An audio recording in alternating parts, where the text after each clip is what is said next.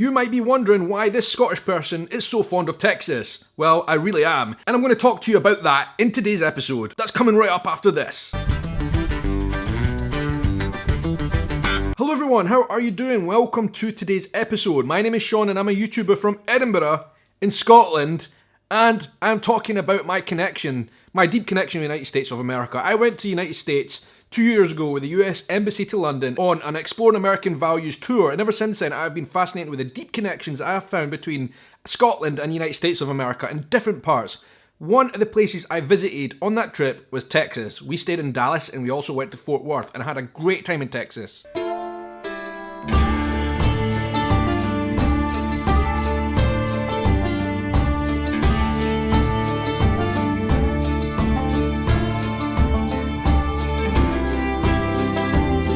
And since that trip, I've made more connections with Texas. And in fact, one of the couples who supports me on Patreon sent me this t-shirt, "Don't mess with Texas," because they're from Houston. Big shout out to Carrie and Mark for this. If you're new, please don't forget to hit the subscribe button down below. Anyway, great to see you here. Let's talk about Texas and Scotland. Texas and Scotland, you might think, what connections could there possibly be? There's a lot. I had no idea about some of these, so this is a first for me. It's going to be interesting talking through them, and I want to know your opinions as we go through down in the comments below. And let me know if you are actually from Texas down in the comments as well. I want to know how many Texans are here. But even if you're not from Texas, maybe you've been there, maybe you like it, maybe you don't. I want to know your opinions. I had a great time in Dallas, I had a great time in Fort Worth. I'm just going to get into this. The first crazy connection with Scotland and Texas is that the first 400 people that settled in Texas with the founding father of Texas, Stephen F. Austin, presumably that's where the city Austin gets its name. The first 400 that went with him to settle, of those people, 40% were Scottish. That is a crazily high number. So 40% of the original people who went to Texas were Scottish. That means probably a large portion of the Texas public who were born there and whose families came from Texas throughout hundreds of years are of Scottish ancestry, probably a very large percentage. The next one brings us a bit more into modern times. Number 2, both Texas and Scotland are regional hubs for the oil and gas industry. Admittedly, Texas found its oil way before Scotland did in the early 20th century, but there was a Texas oil boom, making Texas one of the most important oil and gas producing regions in all the United States of America. Well, Scotland, a few years later in the 1970s, had its own oil boom, and Scotland is now the regional hub for oil production, not just in the United Kingdom, but largely in Europe, excluding Norway, because they've got a lot of oil as well. But Scotland is one of the original homes of oil production, in the UK certainly, right? And in particular, Aberdeen in Scotland, of which there are actually a few Aberdeens in Texas as well, by the way, is the home of oil production in Scotland. And because of that, there's a lot of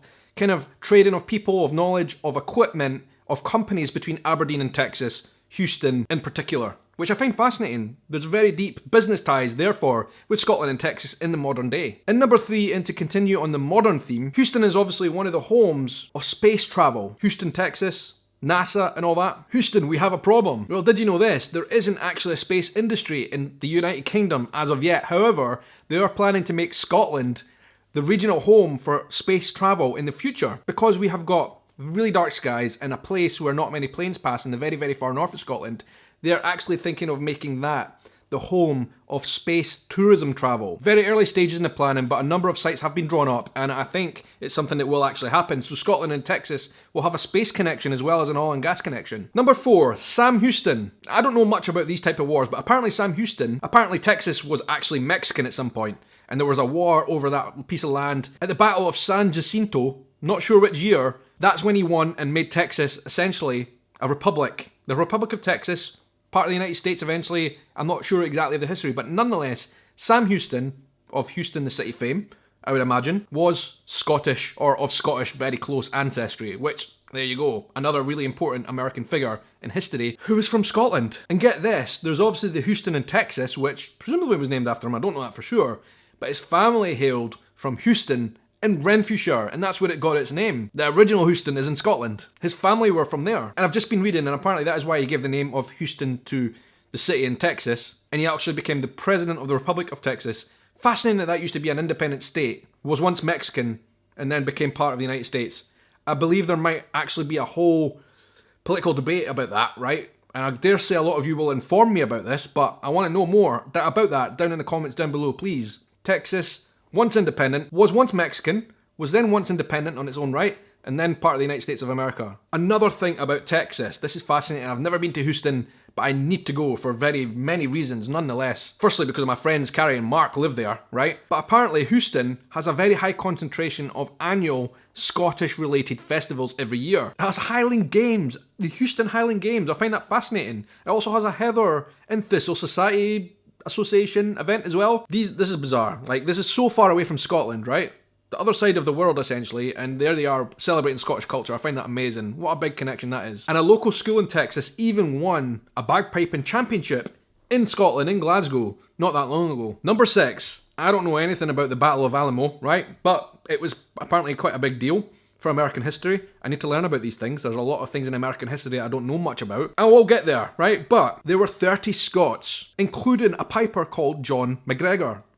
Could not get a more Scottish name than John MacGregor. All of those Scots, the 30 Scots, including the piper, died at the Battle of Alamo. And that was at San Antonio, which I think is a border town. Fascinating fact nonetheless. Number 7, the town of Ingram in Texas was named after the original Texas bragger, who was Scottish, and he wrote home to Scotland to his family with outrageous tales of what Texas was. And that presumably upset a lot of Texas locals once they got heed of the fact that people in the UK were actually shocked by some of the things that this man claimed. Anyway, Ingram in Texas was named after that man. Number 8, and we've already touched on this, alright?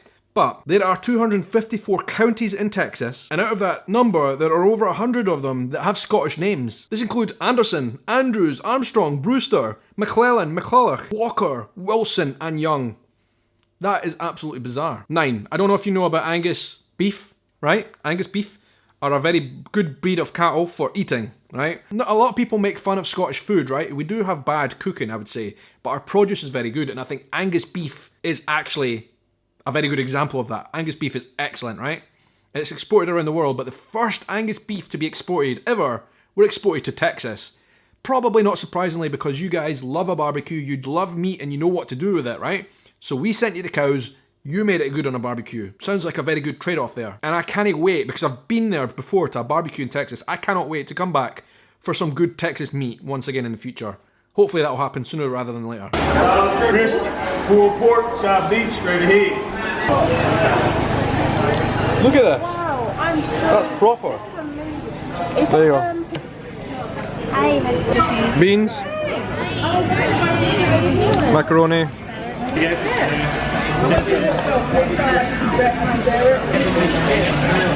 Look at the size of this rib.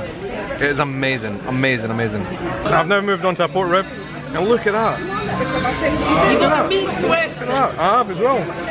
I've totally got the meat sweats. 10, this is another historical fact about wars and independence in Mexico and Texas and all that kind of stuff, right? But the first signatory of Texas's independence from Mexico, the Declaration of Independence for Texas, the very first signatory was from a man called Colin McKinney, who was born in 1766. Obviously, with that name, he was Scottish, of Scottish descent, right? There is a town named after him in Texas now, very close connection, and a very famous North Texas pioneer this man was. Anyway, like I said, on my Exploring American Values tour, Texas was a great part of that journey. I've not been back since, but I've been close to Louisiana. But I want to come back to Texas. I really love it. I've only been to Dallas and I've been to Fort Worth, but I've never been to Austin, I've never been to Houston, never been to San Antonio. These are all places I need to go in the near future. Please help me make that happen.